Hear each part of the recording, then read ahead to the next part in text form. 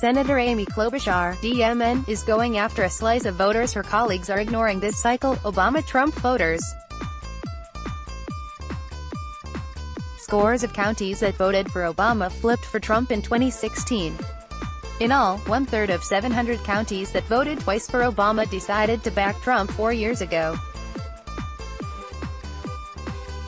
The Washington Post crunched the numbers after the president upset win over Hillary Clinton. They also noted that Trump 194 one of the 207 counties that voted for Obama in either 2008 or 2012. That's quite the realignment. Klobuchar is trying to mold herself as the Democratic equivalent to Trump. Elizabeth Warren is trying to do the same. While she may not seem like someone who would make a splash in this large 2020 field, Klobuchar hasn't done too badly. She's not raising tons of money, but she's polling well enough to get on stage with the so-called elite of the Democratic candidate crop. And she's performed decently on stage, with quiet though stinging swipes at her 2020 rivals. She's scrappy, yet that's not enough.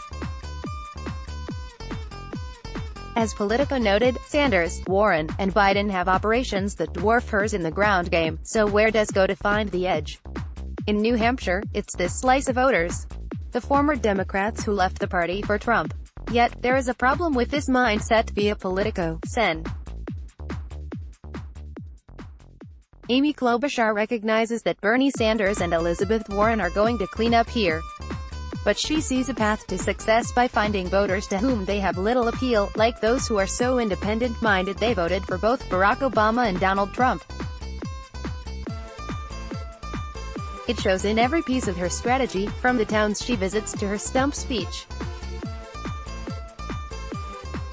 And in a state where the biggest voting bloc, 43%, is independents, it's a game plan her campaign thinks will create an election day surprise. Klobuchar's state director said they're focused on places other candidates have avoided, especially the towns that went to Obama in 2008 and 2012, but then voted for Trump in 2016. Those are really a lot of communities that tend to be bellwethers or communities that have an impact on New Hampshire outcomes, said Scott Merrick.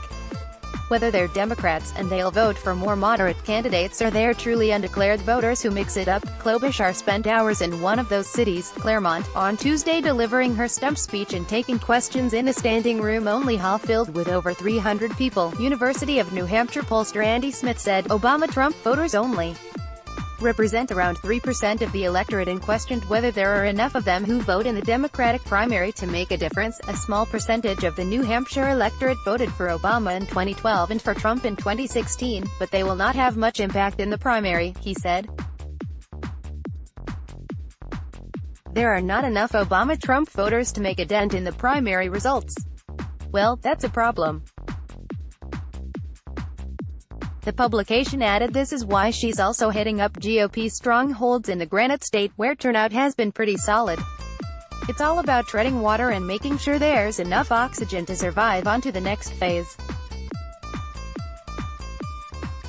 She's done well in the debates, which Politico noted increased her visibility and fundraising goals, but she needs to keep that level of support up to stay on the stage and make inroads somewhere to ensure she goes up to totem pole in this primary. She's making strategic decisions with the resources she has, but this is a general election ploy that could blow up in her face. After all, two-thirds of Obama-Trump voters who backed Democrats in the 2018 midterms are now dead set on supporting Trump in 2020. Let's block ads.